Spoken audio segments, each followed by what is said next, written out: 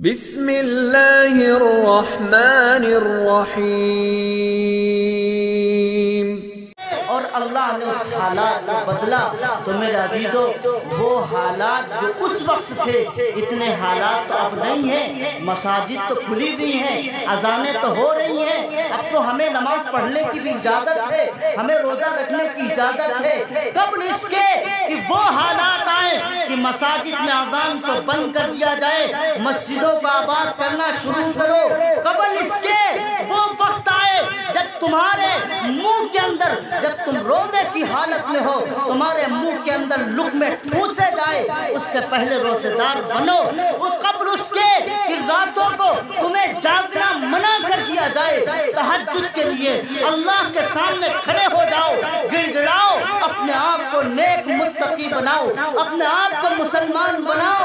حالات بدلیں گے اور حالات آئیں گے، پھر وہی دین اللہ کا شائع ہوگا، پوری دنیا کے اندر اپنا نقش چھوڑے۔ اور اس کی سب سے پہلی ذمہ داری آپ پر۔ حضرت شیخ الاسلام رحمۃ اللہ علیہ نے فرمایا تھا، حضرت فرماتے تھے اسلام کی حفاظت کے لیے کسی فوج کی ضرورت نہیں ہے، کسی لشکر کی ضرورت نہیں ہے، کس کے لیے کوئی فوج چاہیے، اسلحوں کی ضرورت نہیں ہے۔ اسلام کی حفاظت اس وقت ہوگی جب مسلمان اسے اپنے کردار میں، اپنی زندگی کے اندر اتارے۔ جس دن مسلمان مذہب اسلام کو اپنے کردار میں اتارے گا، اسی دن اللہ تبارک و تعالیٰ اسلام کی بھی حفاظت کرے گا اور مسلمانوں کی بھی حفاظت کرے گا۔ جب مسلمانوں نے دین اور دین کے تمام طریقوں کے اندر اپنے آپ کے اندر نہیں اتارا تو مسلمان بھی محفوظ نہیں ہے اور اسلام بھی محفوظ نہیں ہے۔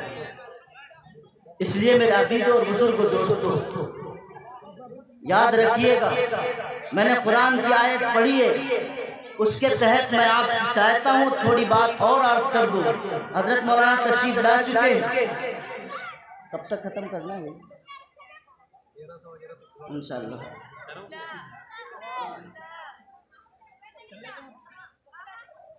انشاءاللہ بہت جلد انشاءاللہ پروگرام ختم بھی ہو جائے گا، آپ اطمینان سے رکھیں۔ بس تھوڑی میری ایک گزارش ہے،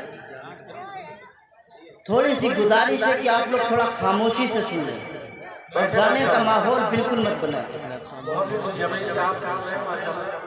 اس سے پہلے میرے بعد انشاءاللہ مولانا سجاد اعظم صاحب کی نعت بھی ہوگی، بہت مشہور شاعر ہیں، اور مولانا تشریف فرما انشاءاللہ ان کا بھی بیان ہوگا۔ میرا کہنے کا صرف واحد مقصد یہ ہے کہ جب دیکھو حالات تبدیل ہوتے ہیں تو اللہ کے نیک بندے کس طرح سامنے آتے ہیں اور کیسے رخ پلٹتے ہیں، کیسے رخ پلٹتے ہیں۔ اس لیے میں کہتا ہوں آج کے وقت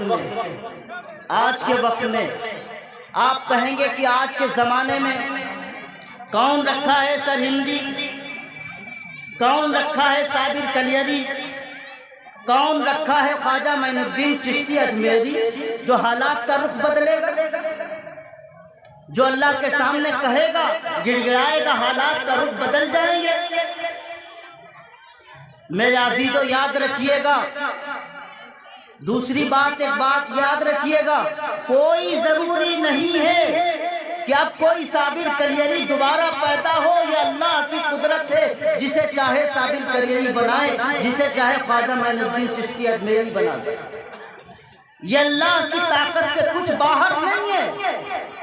ولایت کوئی اپنے طور سے نہیں ہوتی، بلکہ اللہ جسے چاہتا ہے وہ ولی بنتا ہے، اللہ جسے چاہتا ہے وہ ولی بنتا ہے۔ اگر اپنی ذات کی بنیاد پر اگر ولایت ہوتی تو ہر کوئی ولی ہوتا۔ اس لیے قرآن کریم نے ایک بات بھی وعدے کی ہے، لیکن ہاں ان کنتم تحبون اللہ فاتبعونی، اللہ کے پیارے پیغمبر کی اتباع کرو گے تو تمہیں اللہ اپنا محبوب بنا لے گا، تمہیں اپنا اللہ ولی بنا لے گا۔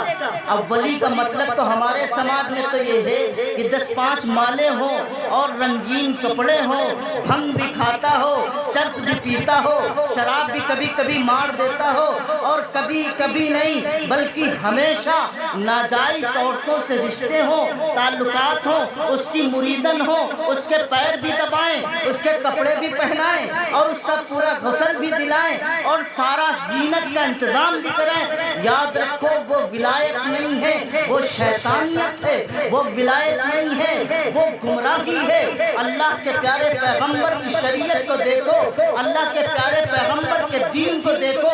ولی کون ہوتا ہے؟ ولی وہ ہوتا ہے، ایک مثال سمجھو، ولی کون ہوتا ہے؟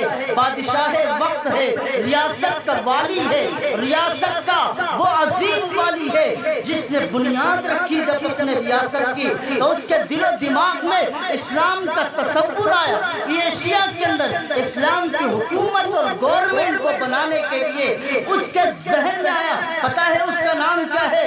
حضرت اسلام رحمۃ اللہ علیہ نے اپنے مکتوبات اسلام میں لکھا ہے، ٹیپو سلطان تو مشہور ہے نا، مشہور ہے ٹیپو سلطان کے نام سے، یہ وقت کا عابد تھا، وقت کا زاہد تھا، تہجد گزار تھا، شب بیدار تھا، جس کے چہرے پر کبھی بھی داڑھی پہ استورا نہیں چلا، کبھی قینچی نہیں چلی۔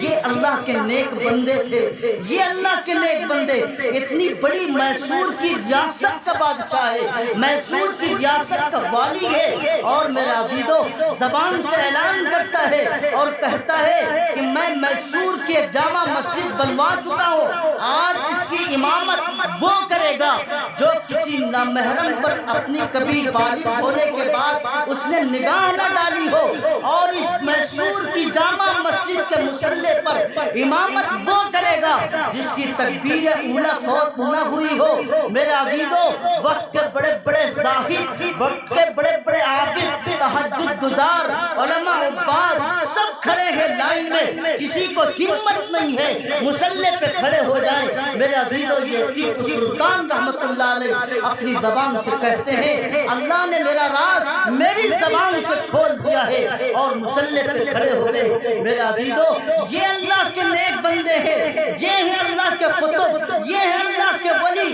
جو چرس پیتے ہو، جو گاندے کرتے ہو، جو نمازیں چھوڑتے ہو، جن کے حج کا تصور تو یہ ہو صرف مزار کا طواف کر لے حج ہو جائے گا، نعوذ باللہ طواف صرف کعبۃ اللہ کا ہوتا ہے، نہ کسی پتھر کا ہوگا، نہ کسی قبر کا ہوگا، نہ کسی مزار کا ہوگا۔ اگر کوئی طواف کرتا ہے تو یاد رکھیے یہ اللہ کے ساتھ میں بہت بڑا ظلم کرنا ہے۔ تو یہ اللہ کے ولی ہیں جو کبھی اللہ کی نافرمانی نہیں کرتے، اگر ان سے گناہ سرزد ہو جاتا ہے تو اللہ کے دربار میں معافی طلبی بھی کر لیتے ہیں۔ تو اس لیے میرے عزیزو ولایت ہم لوگ ولی کے پہچاننے میں بڑا دھوکہ کرتے ہیں، یاد رکھیے گا ولی کے پہچاننے میں بڑا دھوکہ کرتے ہیں۔ اللہ کے نبی حضرت محمد رسول اللہ صلی اللہ علیہ وسلم نے ارشاد فرمایا الذین یذکر اللہ برؤیتہ، ولی کی سب سے بڑی پہچان یہ ہے جب ان سے ملاقات کرو، جب ان کے قریب جاؤ اللہ کا ڈر ستانے لگے، اللہ کا خوف آنے لگے، اللہ کا خوف آنے لگے۔ یہ پہلی نشانی ہے کہ یہ اللہ کا ولی، یہ اللہ کا قطب ہے، یہ اللہ کا ولی ہے۔ یہ کون کہہ رہا ہے؟ کسی مفتی کا فتویٰ نہیں ہے، کسی عالم کا مسئلہ نہیں ہے، یہ جناب محمد رسول اللہ صلی اللہ علیہ وسلم کا اعلان ہے۔ ہم کیا پہچاننے جانتے ہیں؟ کیا پہچانتے ہیں؟ وہ صاحب فلاں کے ساتھ میں تعویذ بنا دیا تھا، سارا مسئلہ ہو گیا۔ یاد رکھیے تعویذات کچھ نہیں کرتے، یہ تو اللہ کے کلام کے نقش ہے، اللہ کرنے والا ہے، کسی مولوی اور میاں کے بس کا نہیں ہے۔ اگر وہ میاں ہی سب کچھ ہے تو پھر خدا اور اس میاں کے درمیان میں کیا فرق ہے؟ تو اس لیے یاد رکھیے اللہ نے اس میں شفا دی ہے، اللہ شفا دیتا ہے۔ تو ولی بھی دو طرح کے ہوتے ہیں، میں یہی بات کہہ کر کے انشاءاللہ بات آپ کی ختم کر دوں گا۔ ولی بھی دو طرح کے ہوتے ہیں، ایک ولایت باطنی ہوتی ہے اور ایک ولایت ظاہری ہوتی ہے، دو طرح کی ولایت۔ اب آپ لوگ بھی تو کہیں گے نا کہ آج کے زمانے میں ایسے ولی نہیں ہے، کہاں رکھے ایسے ولی؟ اگر آج کے زمانے میں کوئی اللہ کا ولی جس سے خواجہ معین الدین چشتی اجمیری کی طرح کرامت ظاہر ہو جائے، یا صابر کلیری کی طرح کرامت ظاہر ہو جائے تو میرے عزیزو اس ولی کرامت ظاہر ہوتے دیر نہیں لگے گی. علاقے والوں کو جیسے ہی پتا چلے گا اس کا بال نوچ نوچ کر کے تبرک کے طور پر دنیا ہی سے رخصت کر دیں.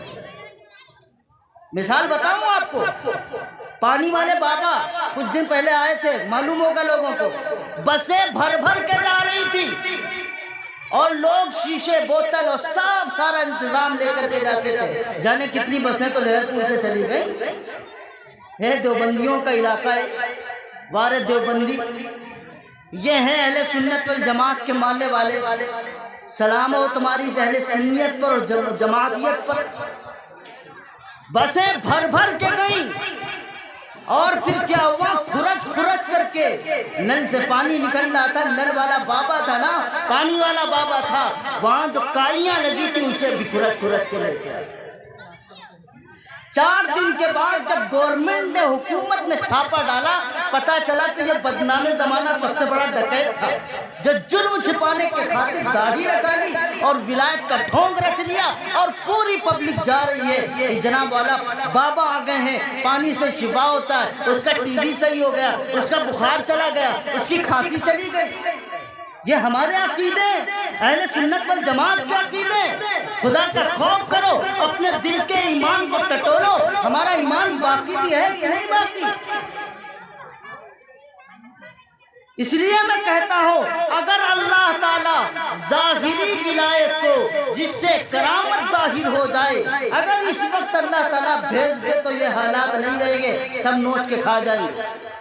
اس لیے اللہ نے وہ کرامت ظاہر کرنے ہی بند کر دی, اور جب چاہے گا جہاں چاہے گا, یہ اللہ کے اوپر ہے, چاہے گا تو کرامت ظاہر کر دے گا. کسی ولی کے بس میں نہیں ہوتا کرامت کا ظاہر کرنا, یہ اللہ کے اختیار میں ہوتا ہے. نبی کے بس میں نہیں ہوتا کہ وہ معجزہ